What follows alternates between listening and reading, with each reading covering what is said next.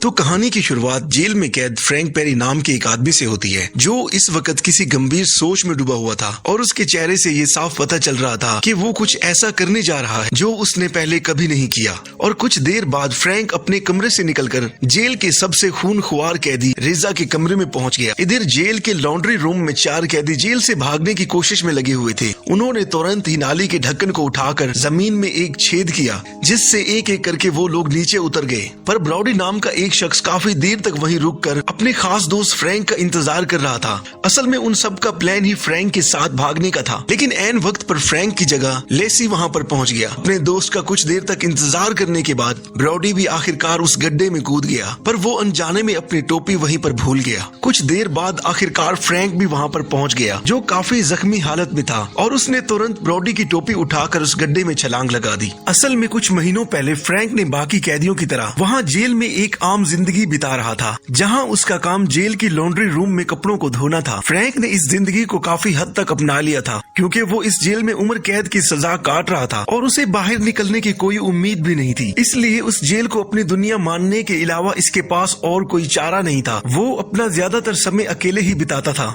साथ ही Frank jail के सबसे खूनख्वार कैदी रिजा से भी काफी दूरी रखता था। जेल में इतना लंबा समय बिताने के बाद फ्रैंक के कुछ दोस्त भी बन गए थे, और एक दिन जब फ्रैंक अपना काम खत्म करके कमरे में वापस आया तो उसने देखा कि उसका साथी अपना सामान पैक कर रहा था। असल में उसकी सजा खत्म हो गई थी और वो वापस अपने घर जाने के लिए तैयार था। इधर बाकी सारे कैदी जेल में आ रहे नए कैदियों को देख रहे थे। कुछ देर बाद इन सभी कैदियों को अपने अपने कमरों में भेज दिया गया और अब लेसी नाम का नया कैदी फ्रैंक का साथी बन गया था। पर फ्रैंक को उसमें कोई खास दिलचस्पी नहीं थी, क्योंकि जब लेसी ने उससे बात करने की कोशिश की तो फ्रैंक ने उसे अनदेखा कर दिया। उसी शाम फ्रैंक को एक खत मिला। असल में फ्रैंक पिछले 14 सालों से अपने परिवार को इस आस में खत लिख रहा था कि शायद किसी दिन उसकी बेटी उसके खत का जवाब दे, पर पिछले 14 सालों से उसे एक भी जवाब नहीं मिला। वो भी उसकी बीवी की तरफ से था, जिसमें उसने बताया कि ड्रग ओवरडोज के चलते उसकी बेटी हॉस्पिटल में एडमिट थी और शायद कभी भी उसकी मौत हो सकती है। ये खबर सुनते ही फ्रैंक की पूरी दुनिया ही पलट गई, क्योंकि जिस इंसान को वो सबसे ज्यादा प्यार करता था अब वो मौत की दहलीज पर खड़ा हुआ था। ये बात फ्रैंक को अंदर ही अंदर खा रही थी और अब वो किसी भी हाल में अपनी बेटी से आखिरी बार मिलना चाहता था। अगली सुबह लॉन्ड्री में काम करते वक्त अचानक फ्रैंक की नजर ऊपर वॉशिंग मशीन के पीछे लगे एक लोहे की जाली पर पड़ी, जिसके ठीक ऊपर कुछ लोहे की पाइप्स भी थी जो पानी को जेल से बाहर ले जाते थे। पर इस चीज ने फ्रैंक के दिमाग में एक बहुत बड़े प्लान की सोच रख दी। कुछ देर बाद फ्रैंक की मुलाकात अपने करीबी दोस्त ब्राउडी से हुई कि क्या मशीन में लगे एयर वेंट्स जेल के सीवरेज सिस्टम से जुड़े हैं। और अपने साथी के मुंह से ऐसी बात सुनकर ब्राउडी पहले तो हैरान हुआ, पर तभी फ्रैंक ने उसे बीवी का खत दिखाया, जिसे पढ़ने के बाद वो समझ गया कि फ्रैंक किसी भी हाल में इस जेल से निकलना चाहता था और उसके लिए उसे मदद की जरूरत थी। असल में ब्राउडी को सुरंग खोदने का काफी एक्सपीरियंस था, क्योंकि उसने उससे पहले भी जेल में एक सुरंग खोदी थी। और कुछ देर सोचने के बाद वो फ्रैंक का साथ देने के लिए तैयार हो गया, क्योंकि वो खुद भी इस जेल में उम्र कैद की सजा काट रहा था और वो भी इस जेल से निकलना चाहता था। कुछ देर बाद फ्रैंक लिनी नाम के एक खतरनाक बॉक्सर से मिला, जो वैसे तो इस वक्त जेल से बाहर होना चाहिए था, लेकिन फ्रैंक के पिछले सेलमेट ने उसकी मुखबरी कर दी थी,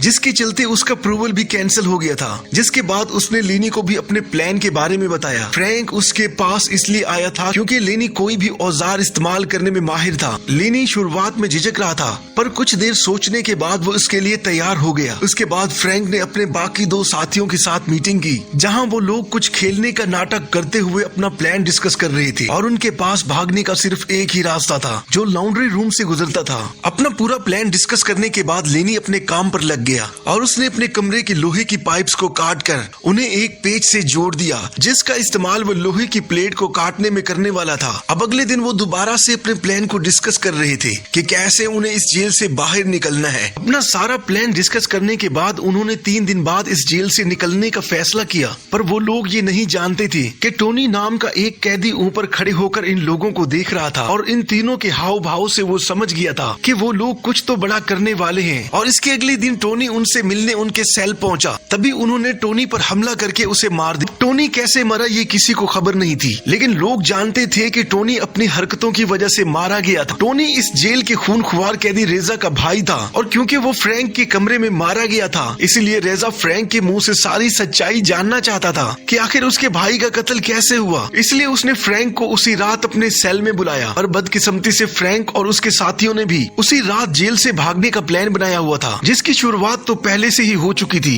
और तब तक जेल में अलग अलग कमरों में बंद उसके साथी अपने काम पर लग चुके थे। इधर फ्रैंक को बताया गया कि उसकी पत्नी उससे मिलने आई है, जिसने उसे बताया कि उसकी बेटी की उसी दिन सुबह हॉस्पिटल में मौत हो गई है। ये खबर सुनकर तो फ्रैंक पूरी तरह टूट गया और अब उसके पास जेल से भागने के लिए कोई वजह नहीं थी, क्योंकि वो सब कुछ सिर्फ अपनी बेटी से मिलने के लिए कर रहा था। थोड़ा सोच विचार करने के बाद फ्रैंक देर से ही सही लेकिन लॉन्ड्री रूम में उस बने गड्ढे में कूद गया। अब हम वहीं पर पहुंच गए हैं जहां से कहानी की शुरुआत हुई थी, जिस रात ये सभी कैदी भागने वाले थे। और एयर वेंडर के पास पहुंचते ही लेनी ने अपनी बनाई हुई पाइप निकाली और उस लोहे की प्लेट को काटना शुरू कर दिया। प्लेट के हटते ही अब उनके सामने ड्रेनेज सिस्टम मौजूद था और अब उन्हें पाइप्स में रेंगते हुए इस नदी तक पहुंचना था, जो जेल के पास से गुजरती थी। काफी सारी मुश्किलें झेलने के बाद आखिरकार वो सभी लोग सीवरेज के अंदर तक पहुंच गए थे, जहां पहुंचकर उन्हें पता चला कि सीवरेज सिस्टम को एक दीवार से बंद कर दिया गया है और अब उनके पास आगे बढ़ने का कोई रास्ता नहीं था और उनका सारा प्लान एकदम बर्बाद हो चुका था। लेनी को लेसी पर बहुत गुस्सा आ रहा था और उसने गुस्से में लेसी को दीवार पर धक्का दिया और एक जोरदार मुक्का मारा, लेकिन लेसी किसी तरह से बच गया, जिसके चलते वो मुक्का सीधा दीवार पर जा लगा और दीवार का थोड़ा हिस्सा नीचे आकर गिरा। और ये देखते ही उन लोगों को एहसास हुआ कि वो दीवार कुछ समय पहले ही बनाई गई थी और उन्होंने तुरंत ही उसे तोड़ना शुरू कर दिया। कुछ मिनटों की मेहनत के बाद उन्हें इस दीवार में इतना बड़ा छेद कर दिया जिससे कि एक आदमी आसानी से निकल सकता है। ब्रोडी को इन चीजों का सबसे ज्यादा तजर्बा था, इसीलिए वो खुद उस छेद के अंदर जाकर आगे का रास्ता तैयार करने का फैसला किया और उसने अंदर जाते ही तेजी से खुदाई शुरू कर दी। पर बदकिस्मती से कुछ ही मिनटों बाद अचानक उसके ऊपर काफी सारी मिट्टी गिर गई और वो उसके नीचे ही दब गया। फ्रैंक ने तुरंत ही अपने दोस्त को बाहर निकालने के लिए हाथों से खुदाई करने शुरू कर दिया। उसे आखिरकार ब्राउडी का हाथ मिल गया। ब्राउडी पूरी तरह होश में तो नहीं था, पर भी वो जिंदा था।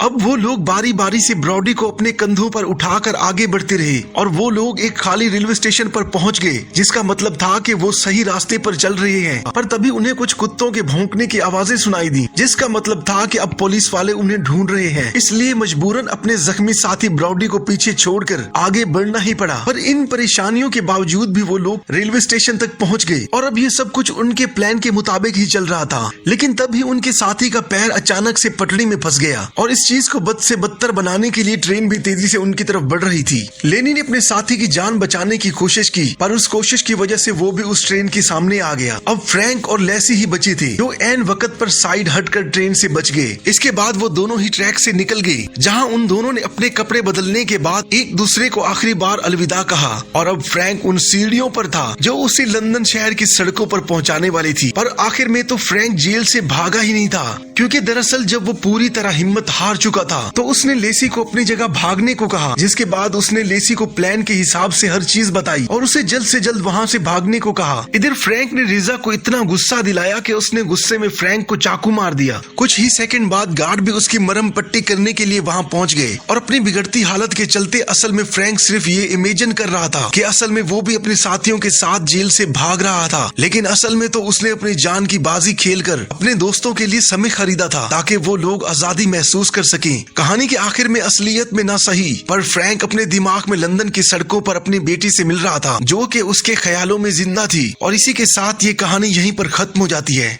तो वीडियो को ज्यादा से ज्यादा लाइक कर देना और चैनल को सब्सक्राइब कर देना। तो मिलते हैं नेक्स्ट वीडियो में।